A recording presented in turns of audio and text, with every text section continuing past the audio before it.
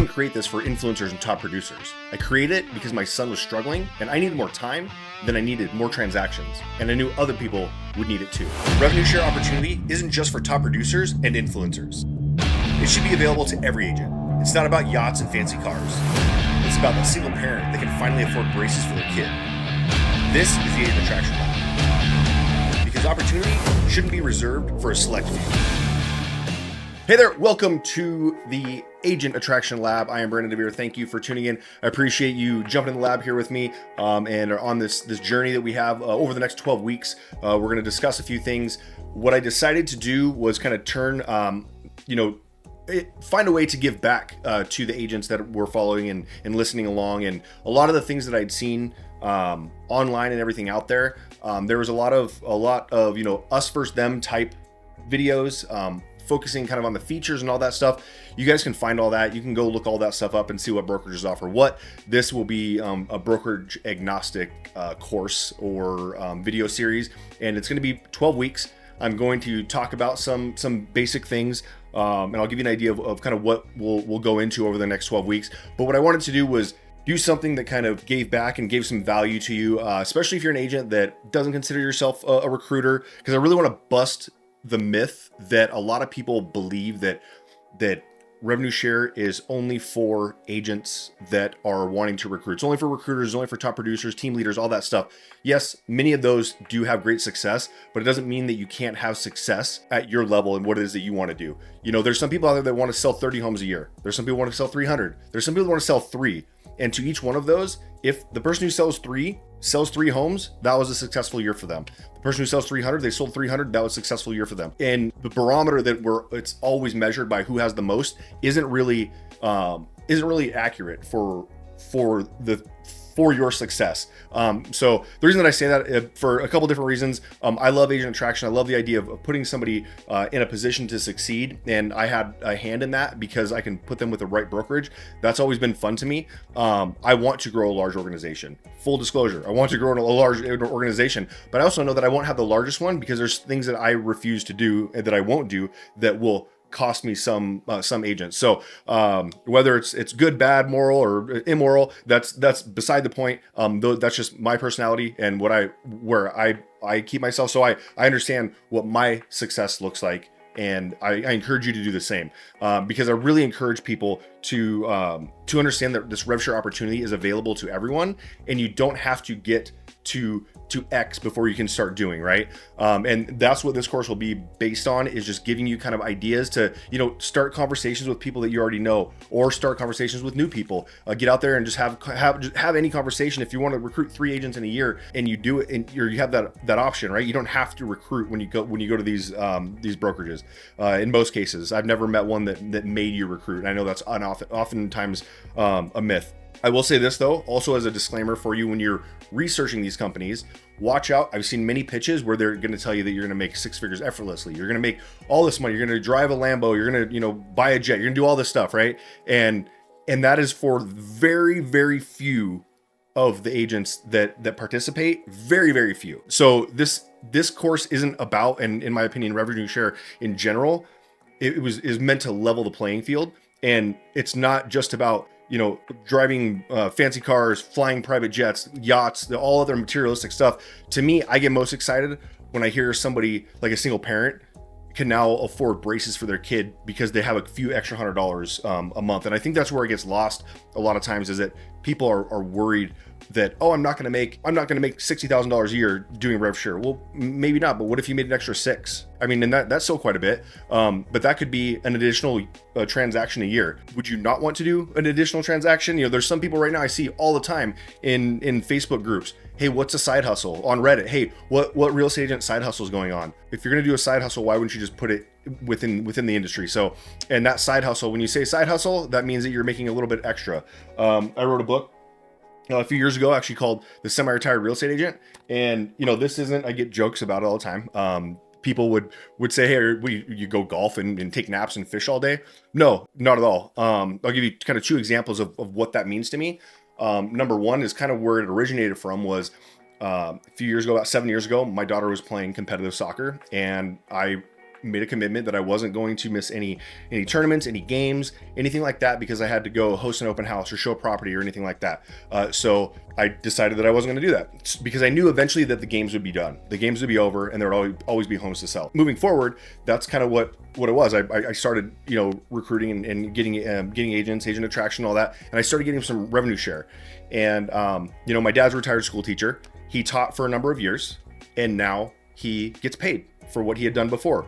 So he's fully retired. I'm semi-retired because I'm still working, but I still get paid every month from the work that I've done previously. So that's kind of how I wanted you to look at it. Another way to look at it is like, if you go to you go into Google or ChatGPT or something and you say, give me the 10 best pickleball paddles. Pickleball is pretty popular right now. You go, what are the 10 best? That goes in. Typically, you're going to get a list of articles. You're going to read the article, and they're going to tell you why each one is the best.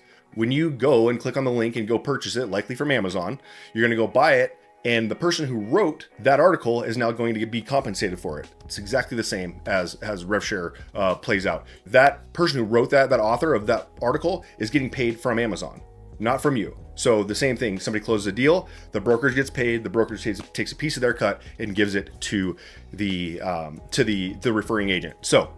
Or the sponsoring agent. The reason I want to make that clear is because I know there's still a dirty word out there. There's still an overwhelming number of people that don't participate in RevShare, and mainly because they have this stigma about it that it's dirty work. And I understand why. 100% understand why. The tactics that I've seen before and people will tell me about, I 1000% agree with you and understand why it can have a negative light. I will tell you there's a massive upside and positive side to it. But I'll come back to the main reason why revenue share is so important to me and why it's not like the fancy cars and all that stuff that gets me excited. Back in October 29th, 2019, I took my son to school as normal. He's in the first grade. We walk up to the gate. He walks in. See you later, bud. Have a good day. Love you. And he makes it out 90 feet and he turns around and he puts his finger up like this. One. And I'm like, what's one? What are we doing? He comes back over. I wave him over. He comes over and he looks at me. He goes, I can't do it. Crying. And I'm like, can't do what? This is October. We started school in August. You had kindergarten last year. You've done it for a year and 2 months, a full school year and 2 months. And I'm like, what do you mean you can't do this? Well, it turns out that he was battling some significant anxiety, and that made it difficult. So from that day until I believe it was March 15th when we closed down for COVID, he made it to school 3 full days. Okay, that was very difficult. But it wasn't like I didn't take him to school. I took him to school every single day. I was worried. I didn't know what, like, CPS going to come get me. Are they going to tell me that I can't do this? Like they're going to take him away, all this stuff. I knew 3 things though. I knew 1, if I took him every day, there were cameras, they could see me. 2, the staff would see me all the time. I would sit in the office. I would sit in the office for anywhere between 15 minutes and 5 hours, depending on the day, depending on what we tried to do. So they would see me. And number 3, I was signing them out every day. So I had video evidence that I was there. I had like corroborating witnesses that were there that would see me every day. And then also documented in the notes. But that was very, very difficult for us as a family. It was life-changing because of that situation, but it was more life-saving. I didn't have to have an argument and tell my wife, hey, you know what? You need to come home and start taking care of him. I need to go make money. I need to go do this. RevShare quite literally saved my life and my family life as we know it right now, because they never had to have that conversation that like I'm more important than you, like my job is more important than yours. And we never had to have that. Never even got to that. So I didn't even want to even approach it, but I was taken care of, and that bridged the gap. It was enough for us to survive during that time. And that's kind of where I fell in love with RevShare as on a lower level of man, what if I could do this, put other people in this position to do this? And that's why I think it's has massive value, and a lot of people should take take it into consideration for the certain things that it does provide. And this, again, that's brokerage agnostic. That was when I was with EXP, not even where I'm at now. And so that was my first taste of RevShare, what it did for me and what I saw that it could do for other people. So what I want to do is take these next 12 weeks to kind of go over just some simple type ideas.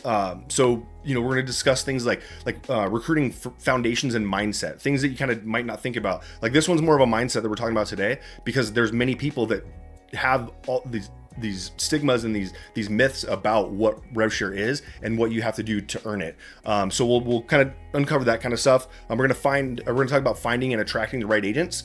which agents are right for you, because not everyone's going to be right for your brokerage, and there's not everyone that's going to be right for you. So as you're looking for those agents, as you're attracting instead of chasing, that's kind of what we're going to focus on. We're going to talk about effective conversations and how to follow up and who to follow up with, and figure out what types of follow up they prefer, because it's not just a one size fits all.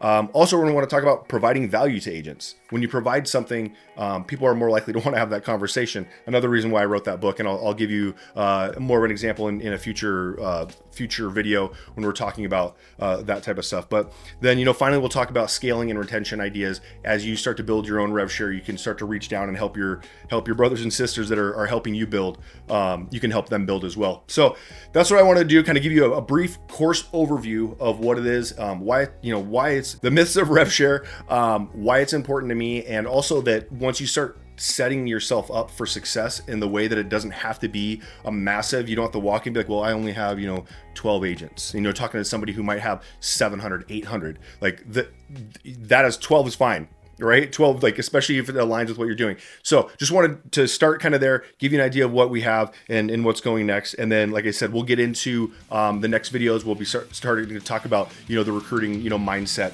and building a foundation for you. So I will wait for you to see you on the next one. All right. Have a great one.